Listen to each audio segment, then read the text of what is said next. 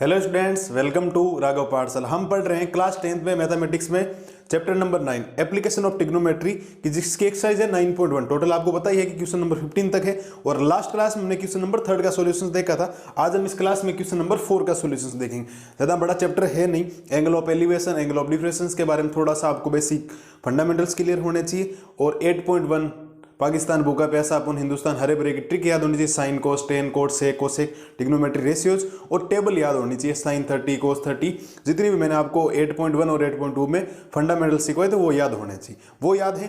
फिर बेसिक जो लैंग्वेज कह रहा है उससे डायग्राम बनेगा, डायग्राम बनने के बाद ज़्यादा काम हार्ड है ही नहीं इसके अंदर। तो चलिए शुरू करते हैं। क्वेश्चंस क्या कह रहा है एक्चुअल, पहले लैंग्वेज समझे, लैंग्वेज समझ के डायग्राम बनाना जरूरी। डायग्राम बनने के बाद काम, डायग्राम बनते ही 90% काम हो जाएगा, 10% काम आपको करना पड़ेगा। ठीक है, क्वेश्चंस क्या कह रहा है देखो।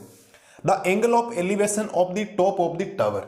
एक टावर है, टावर से एलिवेशन एंगल बन रहा है। एलिवेशन क्या होता है, ऊपर की तरफ देखते हैं तो एलिवेशन बनता है और नीचे की तरफ देखते हैं तो डिफरेंस एंगल बनता है। दो ही तो एंगल पड़े, angle of elevation of angle of difference.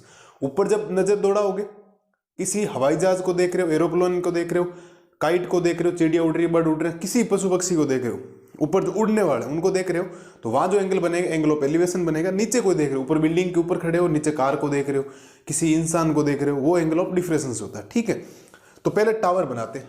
Random आप कोई भी टावर कैसे भी बना ले, कोई फर्क नहीं पड़ता, इस बात का विशेष तौर पर ध्यान रखें। तो मैं एक टावर बना देता हूं और इस टावर को नाम दे देता हूं ए बी। पॉइंट देने आपको ए और बी, ये आपका टावर है। ठीक है, क्वेश्चन वापस देखें। The angle of elevation of the top of a tower from a point on the ground which is 30 metre, which is 30 metre away from the foot of the tower. ये tower का foot होता है, ये top होता है। इस foot से 30 metre distance पे कोई पॉइंट लेते हैं सी। कितने डिस्टेंस पे, 30 मीटर। 30 मीटर डिस्टेंस पे कोई पॉइंट ले लिया हमने और ये एंगल बना रहा है।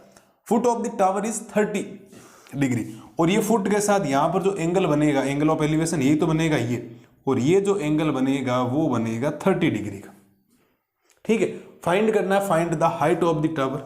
ये आपको हाइट फाइंड करनी और इसको मैं हाइट है तो इसको क्या नाम दे देता हूं, एच नाम दे देता हूं। ये आपका डायग्राम हो गया।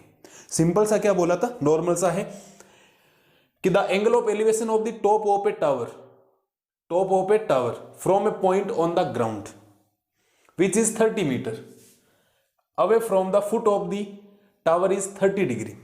जब एलिवेशन एंगल देखोगे 30 डिग्री से वहां पे एंगल ऑफ एलिवेशन बनेगा तो ये 30 डिग्री आपके यहां बन गया। ठीक है, यहां पर ये चीज होगी। बोलो साहब कोई दिक्कत है क्या, कोई दिक्कत होनी नहीं चाहिए। ठीक है, सिंपल सा 30 मीटर अवे होना चाहिए। अब काम करते हैं शुरू, और यहां पर हमेशा 90 डिग्री बनेगा, ये आपको पता है।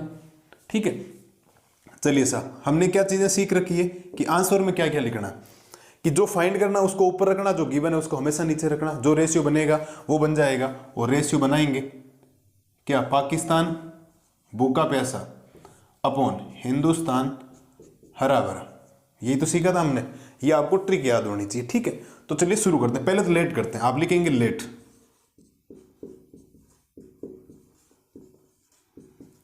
हाइट ऑफ द टावर, जिसको आप ए बी नाम देंगे, और वो आपने लेट की है एच मीटर। कितनी लेट कर दी, एच मीटर। ठीक है, आपको बीसी आपके पास गिवन है कि जो बीसी है वो है आपके पास 30 मीटर, और एंगल ऑफ एलिवेशन भी आपको दे रखा है, एंगल ऑफ एलिवेशन जिसको आप थीटा बोलते हो, और थीटा आपके पास है कितना, 30 डिग्री। ये distance from the foot of the tower है, आप लिख दें इतना, वरना भी इसी शॉर्टकट में लिखे, कोई प्रॉब्लम नहीं। अब देखो, अब आप लिखेंगे कि इन राइट एंगल,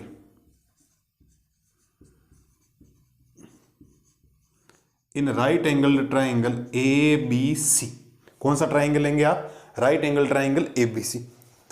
फाइंड देखो, 90 डिग्री के जस्ट सामने परपेंडिकुलर होता है, ये आपका हाइपोटेनियस होता है, और ये आपका क्या है, बेस। ये आपको बातें पता है। तो परपेंडिकुलर ऊपर रखना है, तो ये बनेगा परपेंडिकुलर अपॉन बेस, आपको गिवन है तो perpendicular upon base, perpendicular upon base sine cos 10 बनेगा। क्या बनेगा, ये बनेगा आपके पास टेन थीटा। यहां से आप लिखेंगे कि 10 थीटा कितना, 30 डिग्री। परपेंडिकुलर को एक बार ए बी नाम दे देता हूं और बेस आपके पास है BC। कितना है BC कि परपेंडिकुलर AB हो गया, ये आपके पास BC हो गया।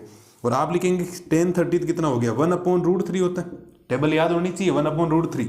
AB आपके पास H है जो आपको गिवन है, सॉरी फाइंड करना, BC आपके पास है 30, कितना है 30।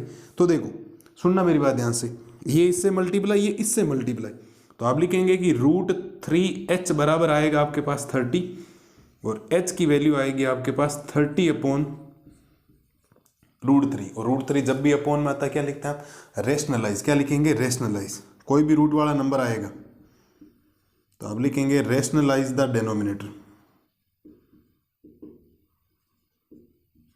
Rationalise the denominator. रेशनलाइज कैसे करेंगे, देखो H इक्वल 30/√3 मल्टीप्लाई, ऊपर नीचे किससे मल्टीप्लाई, रूट से मल्टीप्लाई, किससे मल्टीप्लाई, रूट से।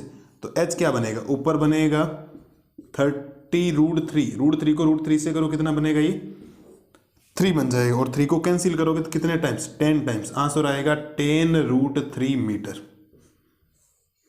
कितना आएगा 10√3 मीटर। आप लाइन लिखेंगे सो हाइट ऑफ